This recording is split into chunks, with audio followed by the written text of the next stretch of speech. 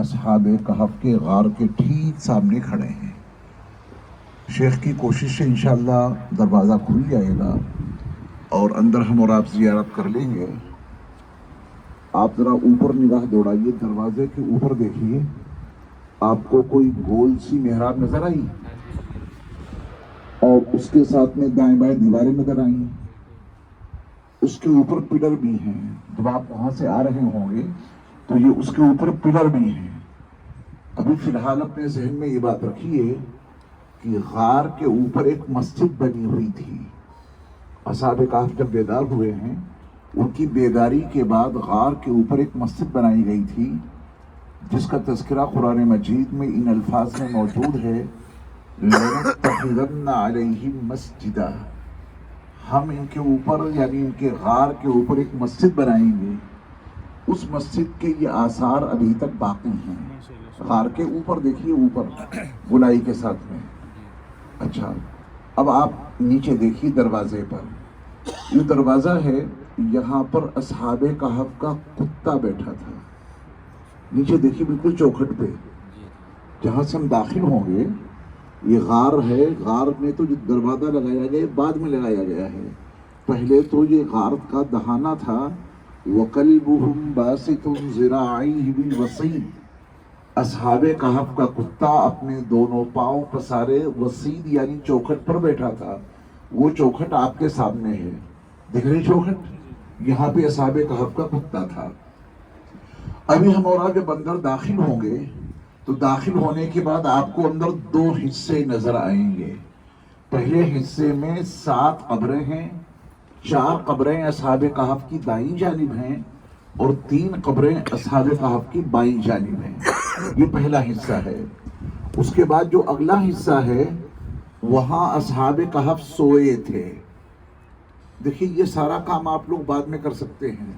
میں نے آپ کو پہلے بھی سمجھایا تھا کہ یہ کام تو آپ بعد میں کر لیں گے۔ جب جو کچھ آپ کو باتیں بتائی جا رہی ہیں قرآن و حدیث کی روشنی میں، پہلے ان کو سمجھیں، پھر چل کے اندر دیکھیں، ویڈیو بنائیے گا انشاءاللہ۔ منع نہیں کر رہا ہمیں ویڈیو بنانے کے لیے، لیکن پہلے سمجھ لیجیے۔ تو یہ چوکھٹ ہو گئی، چوکھٹ پہ کیا بیٹھا تھا؟ کتا، اصحاب کہف کا کتا بیٹھا تھا۔ وَقَلْبُهُمْ بَاسِطٌ ذِرَاعَيْهِ بِالْوَصِيدِ، اور غار کے اوپر والی باتیں سمجھ میں آ گئی ہیں۔ اچھا، اب ہم جب اندر داخل ہوں گے انشاءاللہ بھی، تو یہ غار اندرونی حصے میں کتنے حصوں پر مشتمل ہے؟ 2 حصوں پر۔ پہلے حصے میں اصحاب کہف کی 7 قبریں ہیں، دائیں جانب 4 قبریں ہیں اس طرف، اور بائیں طرف 3 قبریں ہیں۔ اگلے حصے میں جب آپ چلیں گے تو وہ حصہ ہے جس میں اصحاب کہف سوئے تھے۔ وَهُمْ فِي فَجْوَةٍ مِّنْهُ، یعنی غار کے اندر ایک کشادہ حصہ تھا جس میں وہ اصحاب کہف سوئے تھے۔ اب ظاہر بات ہے کہ جو اصحاب کہف یہاں 7 نوجوان 309 سال تک سوتے رہے۔ کتنے سال؟ 309 سال تک اس میں سوتے رہے، تو ان کو تازہ ہوا کی بھی ضرورت ہے۔ اللہ تعالیٰ نے اس کے لیے انتظام یہ کیا کہ غار میں ابھی ہم جب داخل ہوں گے اگلے حصے میں، دائیں جانب سے ایک دہانہ دیکھیں گے، وہ اوپر بالکل نکلا ہوا ہے۔ اوپر سے ہوا آتی تھی، اس والے غار سے باہر نکل آتی تھی، ادھر سے ہوا جاتی تھی، اس والے دہانے سے اوپر چلی جاتی تھی۔ اس طرح اصحاب کہف کو 309 سال تک سونے کے دوران تازہ ہوا فراہم ہوتی رہی۔ وَتَرَى الشَّمْسَ إِذَا طَلَعَتْ تَزَاوَرُ عَنْ كَهْفِهِمْ ذَاتَ الْيَمِينِ وَإِذَا غَرَبَتْ تَقْرِضُهُمْ ذَاتَ الشِّمَالِ۔ دیکھیے، سورج غروب ہونے کی تیاری کر رہا ہے، بہت اچھے موقع پہ آپ آئے ہیں ماشاءاللہ۔ دوپہر میں یہ مضمون سمجھانا تھوڑا مشکل ہو جاتا ہے۔ دیکھیے، سورج ڈوبنے والا ہے، اور کس طریقے سے اللہ نے اس غار کا جائے وقوع بنایا کہ یہ دھوپ اندر نہیں جائے گی جہاں پر وہ سو رہے تھے، کیونکہ اگر یہ دھوپ اندر جاتی اور ان کے بدن کے اوپر پڑتی تو ان کی باڈی کو کوئی تکلیف پہنچ سکتی تھی۔ لہٰذا اللہ تعالیٰ نے ایسے موقع پہ اس کا جائے وقوع رکھا کہ سورج کی جو بہت ہلکی سی تاثیر ہوتی ہے وہ تو پہنچے، سورج کی شعاعیں ڈائریکٹ ان کے اوپر پڑتی ہیں۔ اس طریقے سے یہ خاکہ میں نے آپ کے سامنے رکھ دیا پورے غار کے اندر کا۔ اب اگر آپ اس کی تفصیل جاننا چاہتے ہیں تو اس کے لیے بڑے اختصار کے ساتھ میں عرض کیے دیتا ہوں کہ حضرت عیسیٰ علیہ السلام جو نبی مکرم صلی اللہ علیہ وسلم کی تشریف آوری سے 571 साल पहले पैदा हुए और जहां वो पैदा हुए थे वहां भी हम लोग चलेंगे इंशाअल्लाह। हजरत ईसा अलैहिस्सलाम की दावत से मुतासिर होकर बाज़ंतीनी हुकूमत के लोगों ने हजरत ईसा अलैहिस्सलाम पर ईमान कबूल करना शुरू कर दिया था। उन्हीं में से ये 7 नौजवान भी थे कि जिन्होंने हजरत ईसा अलैहिस्सलाम का दीन कबूल कर लिया। उस वक्त का जो बादशाह था उसके मुतअद्दिद नाम आते हैं, एक नाम उसका दिकियानूस भी है और दीगर नाम भी तारीख में उसके मज़कूर हैं। उसको जब ये मालूम हुआ कि उसकी ममलिकत के 7 नौजवानों ने उसके मुल्क के मजहब से बगावत कर दी है तो उसने उनको गिरफ्तार करवाया, पकड़वाया और उन्होंने यानी उन 7 नौजवानों ने बादशाह के सामने अल्लाह की वहदानियत को बड़ी पुख्तगी के साथ बयान किया। क्योंकि वो 7 नौजवान बड़े आला दर्जे के मालदार तरीन लोगों के घराने से ताल्लुक़ रखते थे, तो बादशाह को उन पर हाथ डालने की हिम्मत न हुई। उनको थोड़ी मोहलत दी गई कि इतने दिनों में तौबा कर लो तो ठीक है वरना फिर सजा दी जाएगी। इन 7 नौजवानों ने अपने ईमान को बचाने के लिए अपनी बस्ती से राह फरार इख्तियार की यानी हिजरत की और बड़ा शदीद रास्ता तय करते हुए मुसीबतें सऊबतें झेलते हुए यहाँ तक पहुँचे कि अब थक गए हैं बहुत ज़्यादा, लिहाजा थोड़ी देर यहाँ आराम कर लिया जाए। बादशाह के डर से और अपने ईमान को बचाने के लिए वो नौजवान यहाँ आए और आने के बाद यहाँ थोड़ी देर के लिए लेटे थे। अल्लाह ने उनको सुला दिया और इस शान से सुलाया कि वो 309 साल तक यहाँ सोते ही रहे। वनुक़ल्लिबुहुम ज़ातल यमीनी व ज़ातल शिमाल, ये कुरान में मौजूद है। अल्लाह उनको दाईं जानिब बाईं जानिब करवटें देते रहे। अगर आप उनको देखते, खिताब है कि लवी तलात अलैहिम लवल्लैत मिनहुम फिरारौ, यानी अगर आप उनको देखते तो आपके अंदर रौब भर जाता, डर भर जाता और आप वहां से भाग खड़े होते। अगर तुम उनको देखते तो तुम्हें ये महसूस होता कि वो जाग रहे हैं, हालांकि वो सो रहे थे।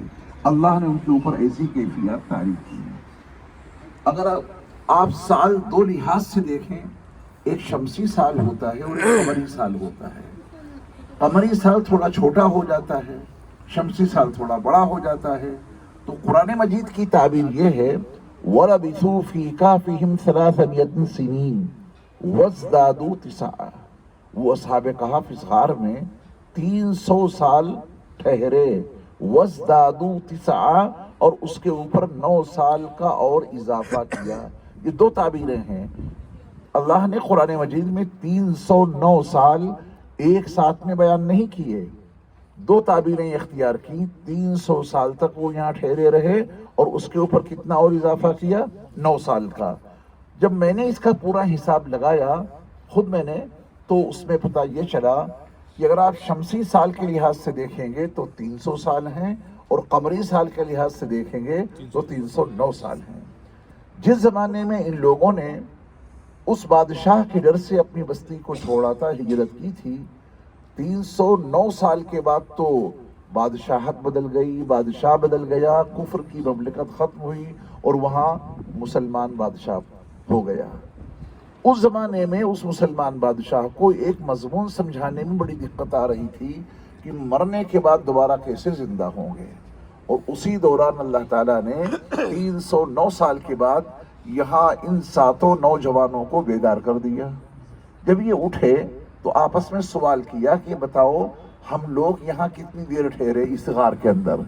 तो उनमें से एक ने कहा भाई ज़्यादा से ज़्यादा 1 दिन रुके होंगे। दूसरे ने कहा कि नहीं, 1 दिन नहीं रुके, 1 दिन से भी कम रुके। और लोगों ने कहा कि ये बहस बाद में कर लेंगे, ये तो अल्लाह को मालूम है कौन कितना ज़्यादा रुका। भूख लग रही है, पैसे लो और पाकीज़ा हलाल तय्यब खाना लेकर के आओ।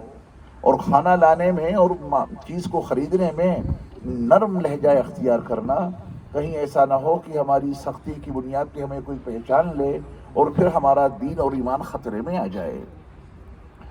एक साथी को जिम्मेदारी दी गई, वो अपने 309 साल के पुराने सिक्के लेकर बाजार में पहुंचे गाला लेने के लिए।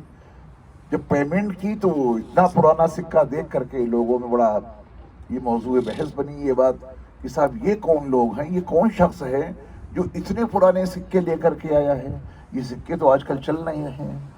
इस मजमून को अगर आज समझाया जाए तो हमारे यहाँ जो नोटबंदी हुई है, 500 के नोट, 1000 के नोट, उस जमाने के अगर कोई शख्स लेकर के आए 500 के नोट और साहब ये सामान हमें इसका दे दीजिए, तो काफ़ी वक्त हो गया है बदले हुए, लेकिन 309 साल तो नहीं हुए हैं।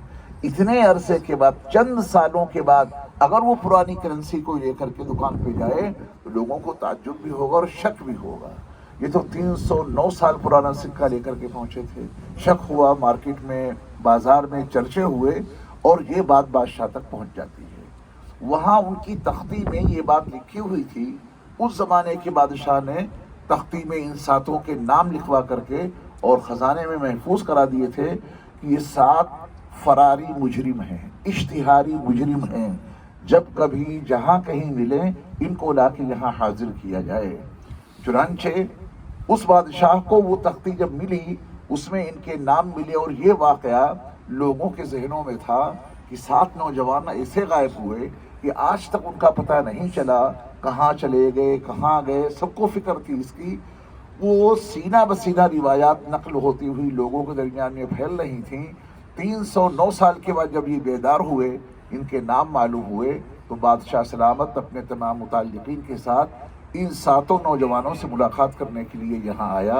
मुलाकात की, इनका बड़ा एहतराम किया, इनको दावत दी कि अब बस्ती में चल के रहो, पूरी इज्जत के साथ उन्हें रखा जाएगा। लेकिन इन नौजवानों ने कहा कि जब अल्लाह ने हमें यहाँ 309 साल तक सुलाया है, हमारी हिफाजत की है, तो जो हमारी ज़िंदगी के चंद सांस बाकी बचे हैं वो हम नहीं गुजार देंगे। इसमें बड़ी नसीहत है, बड़ी इबरत है नौजवानों के लिए भी, हमारे और आपके लिए भी, कि अपने दीन और ईमान के तहफ़्फ़ुज़ के लिए इन नौजवानों ने अपनी बस्ती को छोड़ा, कितनी मशक्क़तें झेली, कितनी परेशानियाँ उठाईं। अल्लाह ने उनकी फिर देखो कैसी मदद की। और उनके साथ में एक कुत्ता है। निस्बत के बड़े असरात मुरत्तब होते हैं। कुत्ता अगरचे नापाक है लेकिन वो इन अल्लाह वालों के साथ रहा। जहाँ जहाँ ये चले वो कुत्ता उनके साथ में चलता रहा। वो अंदर सो गए, कुत्ता इसी अल-वसीत के ऊपर बैठा हुआ था, इसी चौखट के ऊपर। अल्लाह ने उसको भी 309 साल तक इस तरह रखा कि अगर असहाबे कहफ की बॉडी ख़राब नहीं हुई तो उस कुत्ते की बॉडी ख़राब नहीं हुई। असहाबे कहफ सो रहे थे, महसूस होता कि वो जाग रहे हैं, कुत्ता भी सोता रहा। अगर उससे कोई देखता तो यही महसूस होता कि वो कुत्ता भी जाग रहा है। अल्लाह वालों के साथ जो निस्बत होती है उसके बड़े असरात मुरत्तब होते हैं। ये कुत्ता अल्लाह वालों के साथ में रहा, उन नौजवानों के साथ में रहा जिन्होंने ईमान की बुनियाद पर अपना दर छोड़ा, अपना घर छोड़ा। अल्लाह ने उनके नाम पे एक सूरत नाजिल की, सूरतुल कहफ, जिसकी पहली 10 आयतें या आखिर की 10 आयतें जो शख्स पढ़ लिया करे वो दज्जाल के फितनों से महफूज रहेगा। अल्लाह ताला ने असहाबे कहफ के किस्से को कुरान मजीद में जिक्र करके तमाम नौजवानों के लिए उनको नमूने इबरत बना दिया और उनसे सबक हासिल करने का ज़रिया बना दिया। अल्लाह ताला हर साहिब ईमान को उसके अपने ईमान पर इस्तिकामत अता फरमाए। ये असहाबे कहफ का तज़किरा कुरान मजीद में है।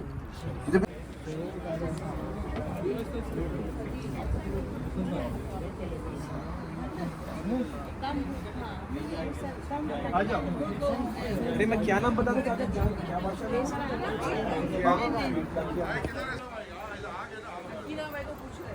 आएंगे, उठकर मैं दोबारा पूछ रहा था। मैं पीछा नहीं छोड़ूंगा। اللهم صل على سيدنا محمد. بس هيك راح يطولوا، لا تخليهم يطولوا. يلا اعطيني سجاد والله. خليني نقول له.